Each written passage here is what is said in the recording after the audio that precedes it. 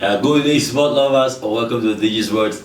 I'm your host, Aston. This is my name. That's been a long time, I must say, and it's another beautiful week to talk about a weekend preview. Certainly, I must say, the EPL is on fire, and we can see even La Liga now. The guys have been closed up from between Madrid and Barcelona as well. So there's a lot to talk about.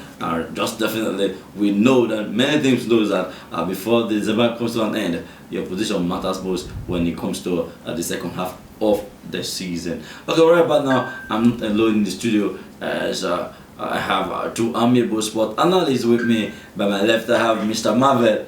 Marvel. No, cheer man like this. What's going on there? I'm imagining we are going to throw our opponents on Sunday. On Sunday, Chelsea want to do Aston Villa. Okay.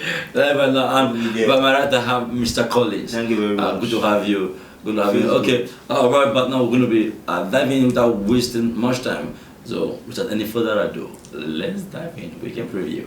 I must say, okay, certainly we're going to be starting off, and then we have a fixture for on the 30th. We have that's for Saturday. We have Arsenal really going away to the Hammers, which is West Ham. West Ham United hosting Arsenal. Marvel, let's get it now. West Ham hosting Arsenal. Arsenal had a good run within the Champions League. Well, When is the P5 one? you cannot win a club that win Man City, even if Man City are going on their winning spell. You cannot win a club that won Man City comfortably and not win your next opponent. Okay. That is struggling. Okay. West Ham, but don't forget that West Ham also won. Newcastle were not just clinical in the game, because if you look at the game very well, Newcastle played better. They were the better side. Okay. That game was those kind of game that at the end of the day you say the better team lost. They were not just clinical. They were just. It's as if after playing everything, you pass the ball and give to West Ham's player. But so I don't feel West Ham don't have anything to hurt Arsenal in that game. They don't have much to do. That's football, yeah. I'm seeing the game to be very, in this studio we know how to see a lot. We are all seer. We are all seer. I'm actually seeing the game to be a very easy one for Arsenal. I'm seeing it to be a very swift ride for Arsenal. West Ham, they are like scoreline. 3-0. Okay, I'm Mr. Collins. Let's do that. I think that's not a big deal on this Arsenal West Ham. Yeah, comfortably, I would say Arsenal is getting themselves back, their confidence. In few matches ago, they kind of lost their confidence, but they got it back, which is one of the things that Man City need to do right now to get their confidence. It's just the confidence that is there. So, traveling to Hammers Stadium to battle with West Ham is going to be an easy game for Arsenal, you understand? Okay. But if they are clinical, you understand? West Ham is that kind of team that can haunt you, you understand? When you are not clinical, they can just, the way if you check West Ham like previous game, how especially the last game with Newcastle, the game was somehow they just won the game, you understand? So because it's an easy game does not mean Arsenal should just overlook them like that and just say, well, they have some good players too. But I see Arsenal winning comfortably because I don't see anybody there that can hunt. As far as Saka is starting, the guy is back. Saliba is back. Gabriel is there. Then their midfield of Moreno, Declan Rice, or Partey starting with Odegaard. So it's a good win and I see a 3-1 win. 3-1 win of Arsenal. There's been some analysis from my analyst in the studio talking about West Ham United hosting Arsenal this Saturday. For me, I personally feel it's a good one to see for the Gunners fan to say, okay, back-to-back victories, especially last weekend when Arsenal took on Nottingham Forest. To me, I felt this is going to be a big test to see if Arsenal can kick the right jaw back in form, but the way they really played Nottingham Forest last weekend showed that yes, they are still in business, and they have not totally lost their flair of how to play the beautiful game of football. So for me, and also within the week we saw them also annihilating as Sporting CP 5-2. That was massive, I must say. But right about now, it's a different opponent. But different opponent, Sporting CP we can say probably a team in form. Nottingham Forest, a team in a good form this season thus far, because they were at the same point when they played that counter at that match last weekend. So, now talking about West Ham. West Ham won Newcastle, but it's Arsenal. Yeah. The might see West Ham playing more conservative than Arsenal trying to, because they want to catch up with Liverpool. Yeah, Arsenal catch up with Man City and catch up with Liverpool. So they will catch up with Chelsea. Just catch up with what? Chelsea? Yes. They are already in the same tie now. But they need to catch up with goals now. Okay, let's hope for the and I can see right by now, whatever may happen in that account, I was going to be going for Arsenal straight win. Arsenal straight win, but I might see the goals. We've seen Arsenal 3-0 against Nottingham Forest, 5-1 against Sporting CP. But these are two teams that probably Nottingham Forest came out to play head on with Arsenal, and they got an exhibition. 3-0 exhibition. Sporting CP came out to play, got exhibition, but I'm not seeing West Ham coming out to play them head on. So the goals might not be that much for me. But if I'm going to be going for a scoreline, I'll be going for Arsenal 2-0 win. 2-0 win for Arsenal on that particular day. So that's my own analysis and prediction. So let's take it on Sunday. On Sunday we're going to be having Chelsea at Stamford Bridge. Hosting Aston Villa. One of the teams that probably I can't really hold, or if they're in a good form or they're in a strong form. Aston Villa this season, really they can shock you and at the same time embarrass you. But okay, Mr. Collins, we talked about Chelsea fan last. Yeah, you see, in that very particular game, although I don't like Chelsea, but there are some facts in football you cannot deny. Chelsea, they are actually starting a good run, you understand? Yeah, check their last game and being clinical, because Nicolas Jackson have really stepped up his game. I'm a fan of Jackson because is that complete striker, just that he was not using his chance. But as far as Jackson is starting, it's going to be an easy game for Chelsea. Against Aston Villa. It's going to be when I mean easy game. Chelsea. I'm trying to watch this man. Chelsea is going to come out definitely. Yes. Chelsea is going to come out definitely to play the game. Yeah. And Aston Villa, if you watch the kind of game they play, they try to haunt you with counter attack. You understand? So, and I know Chelsea will actually want to work on that. It depends on who they are starting. They are starting with Badashi. It depends on them. But if you ask me, definitely I will go for Chelsea. You understand? Chelsea is going to win that game. Why? Because the momentum is high.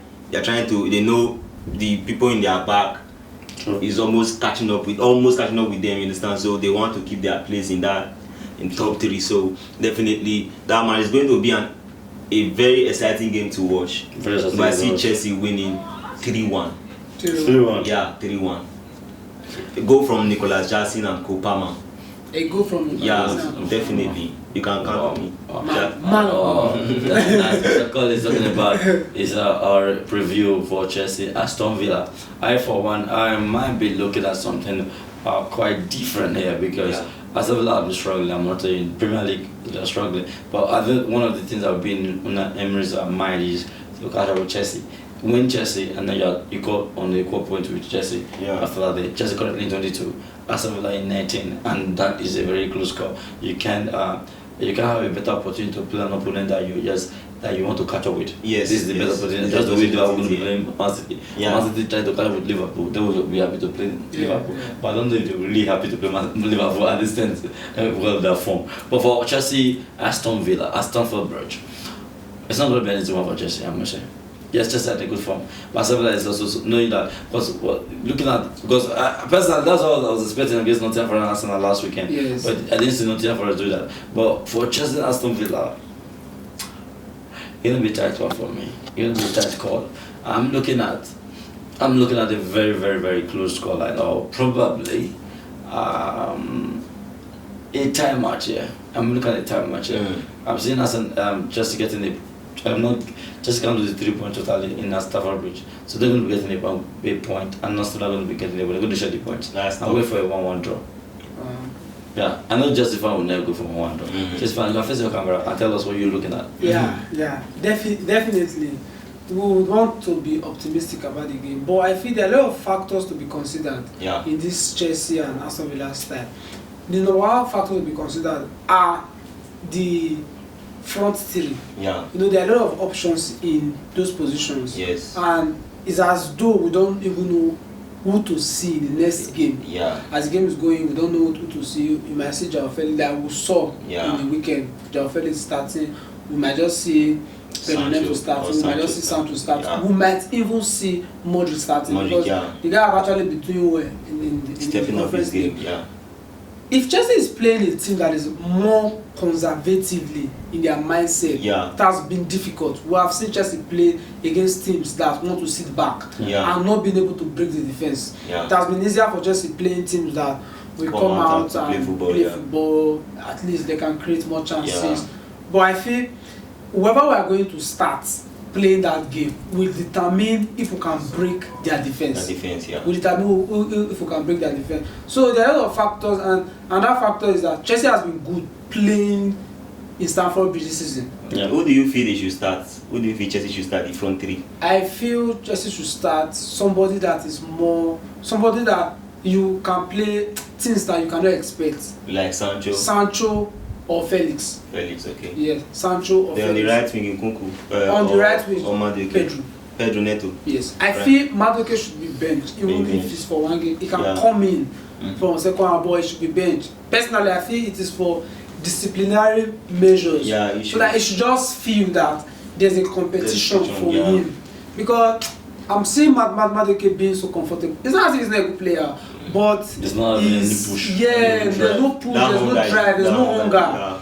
There's no hunger. We want to see the Madueke that played against Wolves. After that game, he has been. It's not as if he has been having a bad game all through. But we want to see an attacker that want to take chances, the hunger and the rest, and at least play a little bit less selfish. So I want to see Pedro playing in Madueke's wing, and probably either Sancho or João. João Felix don't have a bad game against, but they should just try and consider the team. And playing in Stamford Bridge this season is not easy for any team. The highest you can get is a draw. The highest you can get is a draw. Is that 1 point? I don't think Chelsea have lost in Stamford Bridge. I think except against Man City, which was the first game they played. So I actually see Chelsea winning. It's not going to be an easy one for Chelsea because Aston Villa is not a team you can just go and just win. Sure. So what's the score? A 2-1 win for Chelsea. 2-1 win for Chelsea. That was a close one, I must say. Okay, let's now definitely dive to the Amorim. Amorim Taylor, that's the Manchester United finally house, Mr. Collins. Okay. I need to sit very much. We are looking at Manchester United hosting Everton at Old Trafford. Everton, Mr. Mavoy. If Manchester United were to be facing a serious side, so that would be up for a debate. Now, we're expecting Amorim to make a statement with this fixture, with their first game against Ipswich. Even though I feel Ipswich, they are an underrated side. I think their performance this season have not reflected their results. It's as if they are doing so well. They score a lot of goals. They are doing so well. When you want to all those overall performance, they've been playing so well Ipswich, but we have not seen the results reflect in their game. That was why the game was hard for Manchester United. But whenever a new coach comes in, we always expect it different. We always expect it different. But the coach said that the players were confused. Like position-wise, where to stay. I don't think Manchester United have, for a very long time in their history, have played 3-man defense. I stand to be corrected actually. But for a very long time, we've not seen any coach come into Manchester United and want to play 3-man defense. It has been difficult. Where you now rely on your 2 and 3, your fullbacks, to do a lot of work. Now, do they have the fullbacks to play this kind of game? That's up for a question. Do they have what it takes? I remember when Chelsea were playing that kind of system. That was when we were hearing this Reece James, Ben Chilwell's their kind of game. So it's not going to be easy for Manchester United. But they are playing against a team with that form. We don't Everton this season. I don't understand. It's not even this season. For the past seasons, they've just been escaping relegation. So what your scoreline? It should be an easy one for Manchester United. It should have been an easy one for Manchester United. It should have been. But they're still adapting there. They are still adapting to the new system. So I'm seeing Manchester United winning 2-0. But for me, I feel this is going to be a statement fixture for Amorim. It's going to be a statement fixture. There's not to worry about it. I'm not even doubting it. Yeah. I can put my money in this one for Manchester United straight win comfortably against Everton.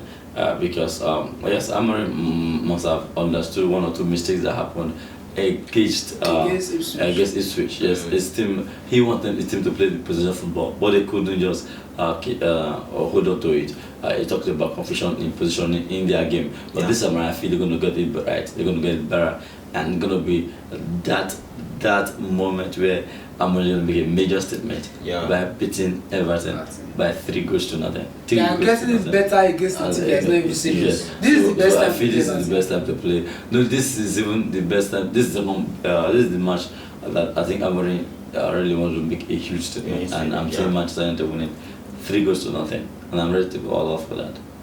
All right, personally for me, first of all, up my for the first time in a long time, you are proud of it. Yes, listen, it's not because of the coach actually, but Amorim is a very good coach. Even if Amorim has not come, for early as Ten Hag has left. Yeah, the thing is, our last game, one of the issue I felt we had was it was a short time for Amorim with the players. He only spent 2 days in training, and it was international break. Some players like Ugarte, Bruno Fernandes, they came very late. So, and he is that type of coach that I will work with the players that I have, not because of the name. You understand? So now he have enough time from last week now to select his best 11, know who wants to start, and it's not going to be easy. He already said we will suffer because one of the things I see in Mayo coaches, when Mayo select their coach is always truthful. The way Ten Hag was truthful. He said we are going to suffer. You understand? But personally for me, as a Man U fan, we are going to win the match. You understand? That's if we are going to take our chances.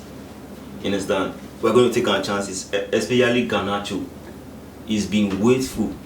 Lately he's been he don't want to pass, just like Madrid does not want to pass. There are some, like last game, there's one goal we're supposed to score that he's supposed to pass to Ahmad. He didn't pass. He does not know when to pass and when to score. You understand? He's waiting for the time they will remove the 1 in his number and put it only 7. So personally, if we use our chances, you understand? Now personally, I'm not seeing ever starting. If you see the last game, Casemiro went off when the second half was starting. Definitely, if he's going to succeed in Man U, he cannot rely on Eriksen and Casemiro. They are too weak. Eriksen is like a battery that is weak. Casemiro is warning off due to age. Yeah, and I think even with this style of play he's playing, this system of play, it's not going to be easy. We had one identity in Man U before of that 4-3-2-1. So now we are going now with 3 defenders and fullback. Oh, thank God we have Dalot and Mazara who can actually run that fullback ball. It depends on their midfield. They can. If you check his speech was. I think I can back on Mazara. Yeah. That is one of my best Manchester United player. Yeah. But I'm still doubting if he can fit into this system. He can fit in. My scoreline actually is a 3-0 win. 3-0 win for Manchester United. That one, right? Yeah. And lastly, we're going to be looking at from the EPL side. We'll be looking at Liverpool, the big one for the weekend, the big one for the weekend, the big one for the weekend, the big one for the weekend. Liverpool hosting Manchester City at Anfield. It's a big word, I must say. About Kudus, I must say, but contrary to what we normally see in these fixtures, is that a lot of uproars, a lot of tentative happenings of the match. But now we remember that Klopp and Pep era is over for Klopp. We don't have Klopp there, but and a slot is present to represent Klopp this time around. So, and I must say, this is the worst time for Manchester City to play Liverpool this season. From going from a winless streak in 6 matches, losing 5, drawing 1, and then visiting your rival. And there's not much to say about this. Liverpool top of the league table within the week. I must tell you, and this is absolutely on Liverpool's side. This time is favoring Liverpool. I must tell you, this is the time everybody's going to be looking at. Okay, I'm supporting Liverpool to win. I'm supporting Liverpool to win. That for me, I'm going to be going with that support system. But I'm saying Liverpool winning this time around convincingly. Just the way Tottenham dismantled Manchester City there at Etihad, then Liverpool and their fans can run riot on Manchester City when they come on Sunday. And I'm going for a scoreline of 3-1 in favor of Liverpool. Personally, for me, what I feel is wrong. First of all, the question you're going to ask: what is wrong with Man City? What I feel is wrong is the confidence. You understand? And being that the room is not actually fit, 100% fit, but people can still do it. I think Kovacic is injured, but Rodri is injured, but that's not the problem. They are actually out of confidence, you understand, at the moment. And I feel that young man, Rico Lewis, should be at the bench for some time. Because he has been making so many mistakes lately. Even yesterday, he made another mistake that led to the last goal. So, it's not going to be an easy game for Man City. But you know how big teams matches go for Premier League. Even when they are their lowest, you understand? Even when they just try to. But I'm not seeing Man City making a big statement in that match because Liverpool currently, they are ruthless. They are ruthless. Mohamed Salah is ruthless at the moment. Darwin Núñez, Diaz. Imagine Diaz even staying on the bench lately. You understand? So, personally for me, I see is a win for Liverpool. Is going to be because the team that is actually going to win Liverpool for them to drop point this season is not even in the big four. You understand? Yeah.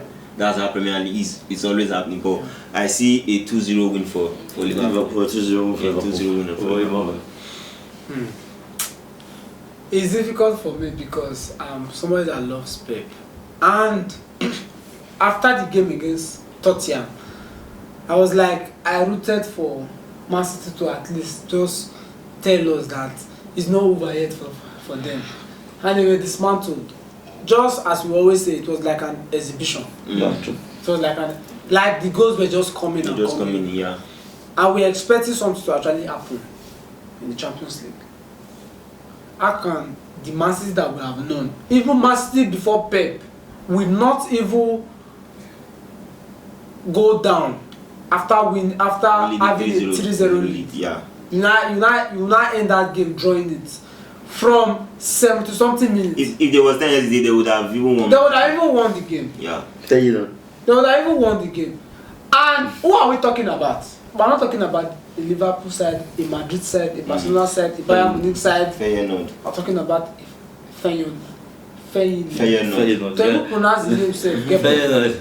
Feyenoord. They're not really a big side like that. No, in their league they are big, but in Europe they are not the side that we expect to do that kind of comeback. Yeah. To do that kind of comeback.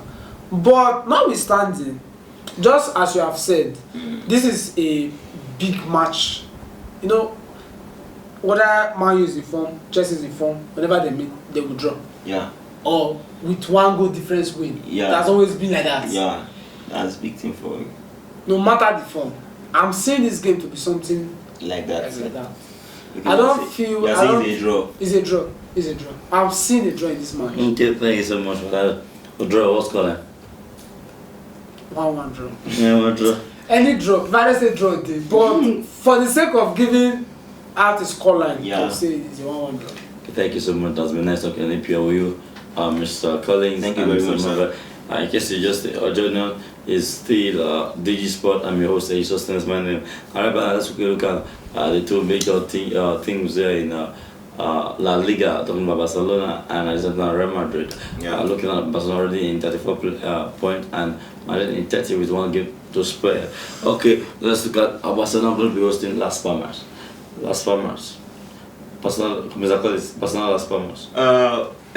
You know, Barcelona have been in a very bad run lately since their star boy Lamine Yamal went on an injury. I understand if you were to be some coaches, they want to play the boy. Not that he's that fully injured, but they are just trying to not to risk. You understand? Yeah. So, and one thing that I feel that is wrong with Barcelona at the moment is that confidence too.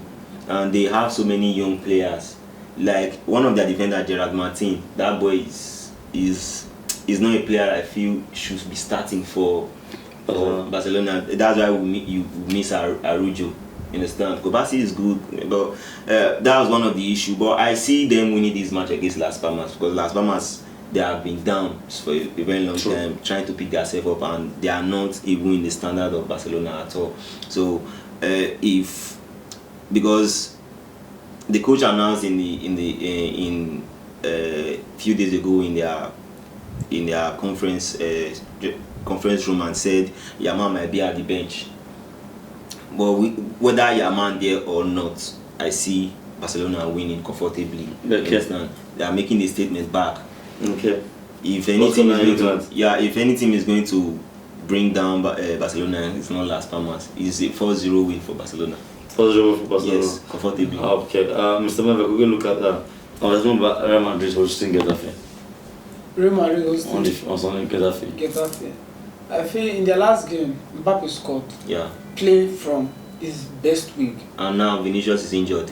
He scored. So he's going to start from that. So I'm seeing Mbappe starting from that same week and scoring again. And Bellingham has started scoring since Aston gave an interview that he'll be playing up front. Yeah. He has started scoring. I think he has scored in the past 2 games. So I'm still seeing Bellingham scoring or Mbappe scoring. So I feel it's going to be a very interesting game to watch actually. But Madrid just had this edge. Because there are a lot of people that want to prove themselves. Yeah. Although in some games it can be a disadvantage, but I see it being an advantage in this game. Yeah. To me, I see it as a win for Real Madrid. Win for Madrid. What's going on? 2-0. 2-0 win for Real Madrid. 2-0 win for Madrid.